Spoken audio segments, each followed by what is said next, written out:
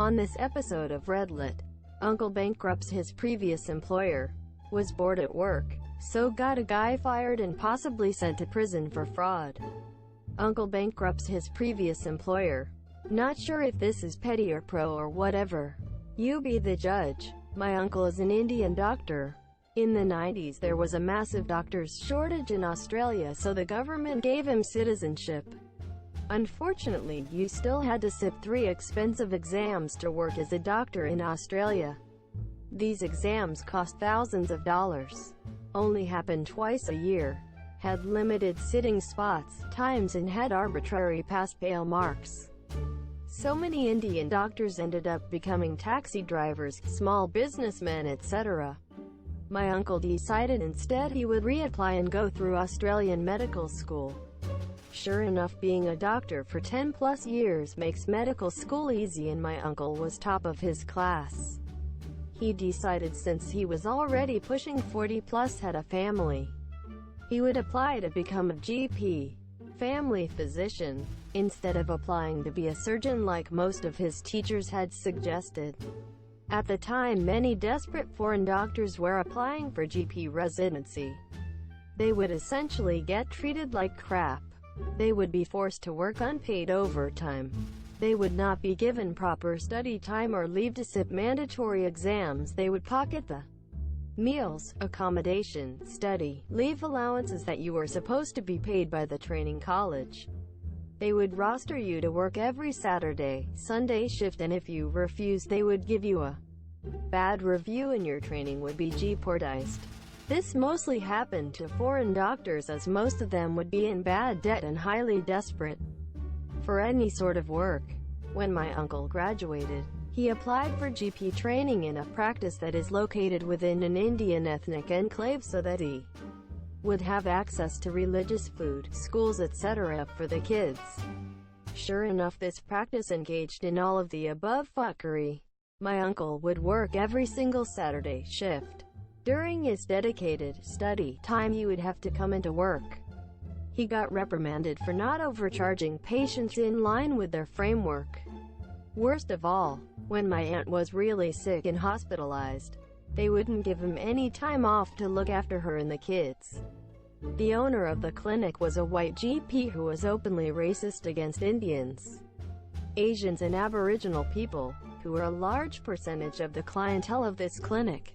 My uncle bided his 3 years, and as soon as his documentation came through making him a GP, he quit that instant. He went down to the local bank and got a loan to open up his own practice.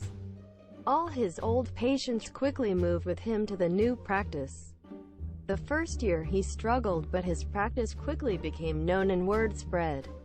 Surprise! Surprise, foreign trained doctors actually work well and care about their patients if you actually care about them and give them appropriate wages, living conditions. More patients and more doctors looked to work with my uncle. Within 2 years, my uncle had a GP practice that had 4 doctors, 2 nurses, 2 trainees, and a manager. His practice easily rivaled his original teacher's. He then started 2 more GP practices with the money he was pulling in. These practices trapped his old teacher's clinic in a 2-kilometer triangle. He would advertise heavily and make sure he could take as much business from his old teacher as he could. Within 5 years, his old teacher's practice went from hiring 6 doctors, 4 nurses, and 6 trainees to just 1 doctor, his old teacher, and no one else. His old teacher tried to sell up his practice to other doctors, but no one would purchase it given how successful my uncle's 3 surrounding practices were.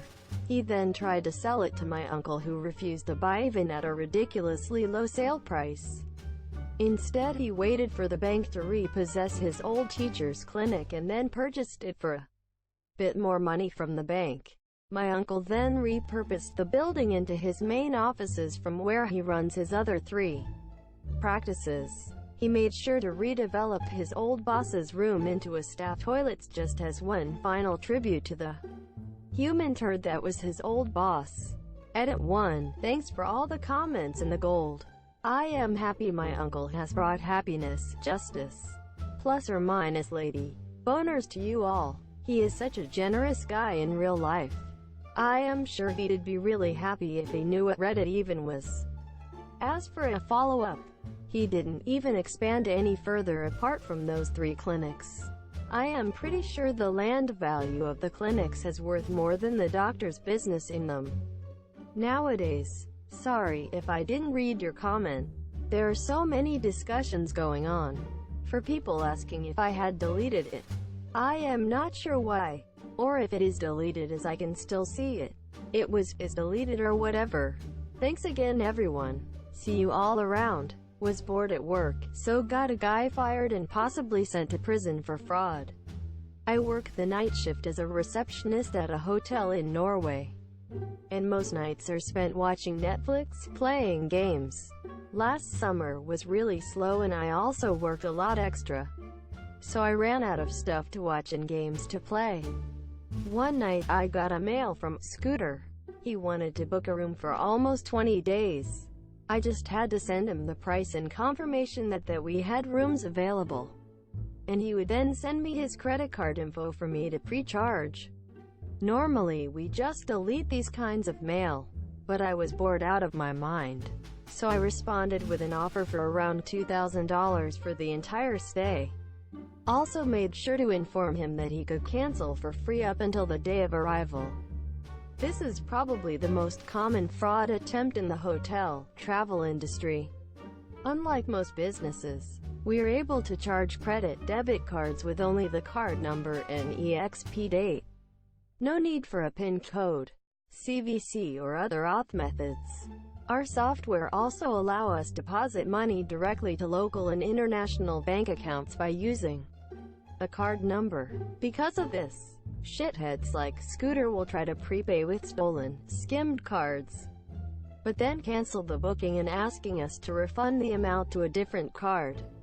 A couple of hours after sending him the offer, he responded with a Visa number and told me to charge him as soon as possible. I checked the card with our validation software, and to my big surprise it did not belong to Scooter.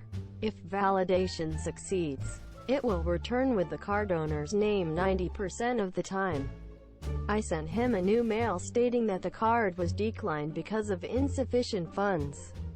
He quickly replied and gave me a new card to try. Guess what? This one didn't belong to Scooter either. Wasn't even the same person as the first card. By checking the BIN codes, 6 first digits, I found which banks had issued the cards. Not even issued in the same country. My plan was to just call the banks and inform them of the attempted scam.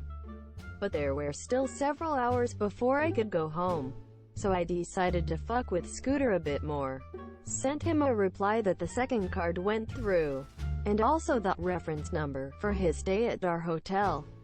As expected, a couple hours later Scooter sent a mail canceling the order and asked if we could refund the money to a different card, as he had lost his wallet and deactivated the card he paid with. This card was issued from a Polish bank. Not sure why, but Polish bank accounts are often used by people who want to launder money from bitcoins and drugs.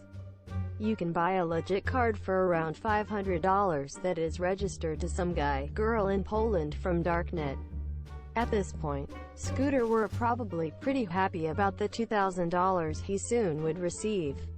I replied that it was no problem for me to transfer the dollar to a different card, as long as it was valid. How fun would it be to also cancel his own card, so that he had to spend $500 for a new one? Not fun enough. In the last mail I wrote that he could send me the card number, but that our email server would go down for maintenance in a few minutes, so my boss would do it on Monday.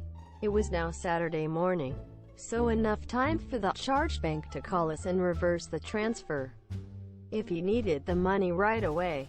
I told him to call the hotel before I ended my shift at 7 o'clock.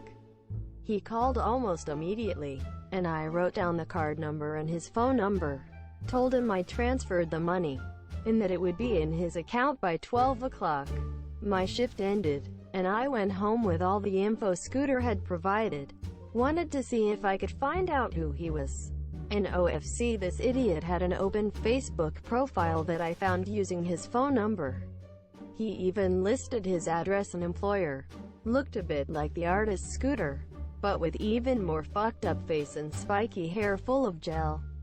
He lived somewhere outside of London, in an area I would describe as a British trailer park. Houses that were nice at some point, but where the owners had spent £0 on maintenance since it was built. Thrash everywhere, and broken windows that were boarded up or fixed by sealing holes with garbage. Now to the fun part. According to his FB profile, Scooter worked at a hotel. This meant that he would have access to card information from guests that booked through sites like Booking.com. I called the manager of the hotel and told him there were reason to believe that one of his employees were trying to commit credit card fraud, in that the card's numbers could belong to their guests. Gave him the name of the people who owned the cards Scooter tried to pay with. And to no surprise, both had stayed at the hotel. Told him it was Scooter, and the manager just exploded in anger. Not 100% sure what he said because he was screaming so loud. But I think Scooter wasn't a normal employee. He worked there through some kind of government training program or something. After talking to the manager, I called both Visa and MasterCard International and told them about Scooter's little business venture. Apparently it's pretty easy to check if there are more cards that have been involved in fraud, where the cards also have been used at Hotel Scooter. With his Polish deposit account info, they would also be able to pin it on Scooter if he had been successful in scamming anyone, and sue him for the amount stolen. The police also called me later to get a statement regarding the whole situation, so I know that the manager reported it to the police. Not sure what happened to Scooter, but according to his Facebook profile, he no longer works at the hotel, or anywhere else as far as I can see.